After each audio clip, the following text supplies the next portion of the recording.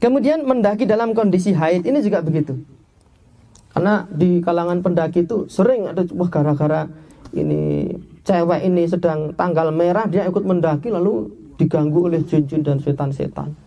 Itu juga adalah merupakan cerita apa?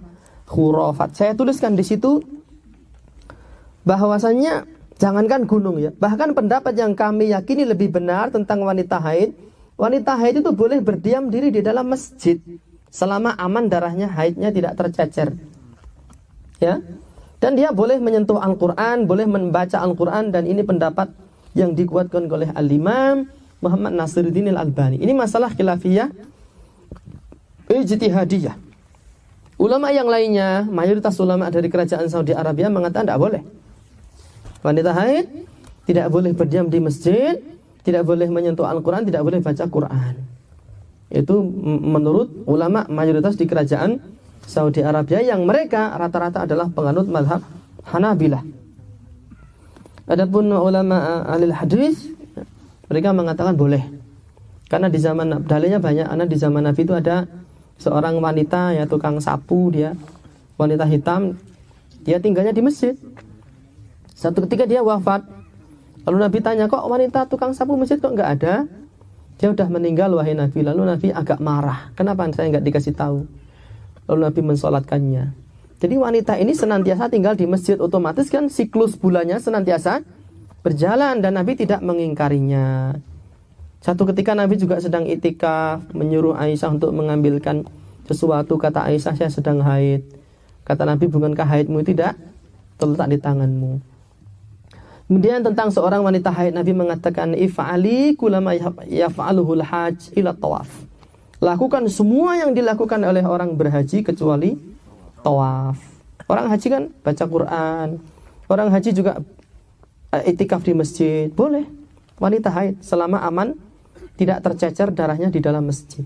Kalau wanita haid, dia tidak dilarang masuk ke masjid. Kenapa dilarang masuk di lokasi yang lain? Apalagi hanya sekedar gunung. Gunung bukan tempat sakral, bukan tempat yang disucikan, bukan tempat yang banyak barokahnya. Ya, dia bukan rumah Allah. Maka dia lebih diperbolehkan lagi. Jadi anggapan wanita haid nggak boleh mendaki gunung itu anggapan yang batil. Namun saya menyampaikan di situ sangat tidak menganjurkan para wanita untuk blusukan yang alas. Tidak pantas. Apalagi mendaki gunung bersafar sampai berhari-hari. La tusafirul mar'atu illa ma'a di mahramin. Tidak boleh wanita safar kecuali disertai dengan mahramnya. Sampai umroh dan haji pun tidak boleh, kata para ulama. Tidak boleh. Tapi memang itu masalah khilafiyah ya. Kalau untuk haji dan umroh itu masalah khilafiyah ijtihadiyah. Yang saya yakini tidak boleh ya. Yang saya yakini tidak boleh. Wanita tidak boleh safar menempuh perjalanan jauh tanpa disertai oleh mahramnya. Karena bahaya. Ya, apalagi di gunung bahaya.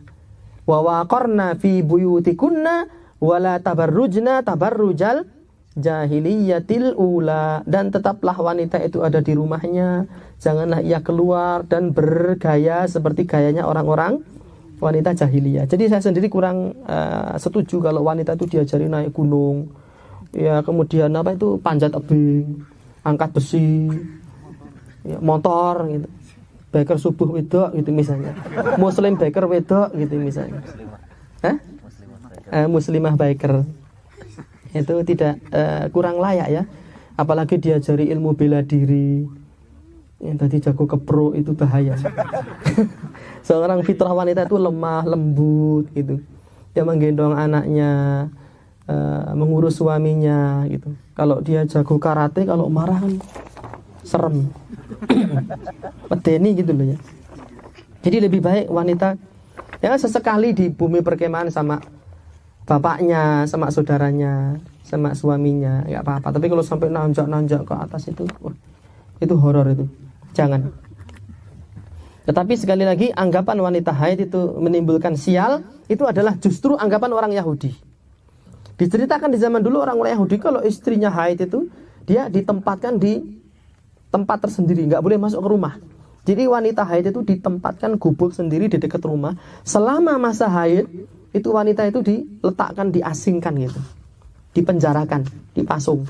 Itu adalah ajaran orang Yahudi, karena mereka menganggap wanita haid pembawa sial. Islam tidak seperti itu. Ya, wanita haid itu justru malah sering harus mendapatkan apa? Perhatian. Kenapa? Karena dia sedang berada dalam kondisi yang jauh. Makanya disebut wanita itu naqisatu aqlin wadin. Setengah akalnya, setengah agamanya. Kenapa setengah agamanya? Lah kan tanggal merah nggak bisa sholat, nggak bisa puasa, ada seperti itu. Setengah.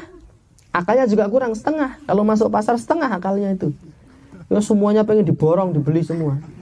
Makanya antum kalau ngajak istri ke pasar pegang tangannya kuat-kuat. Kalau enggak nanti semua dibeli sama dia. Itu wanita seperti itu. Horor ya.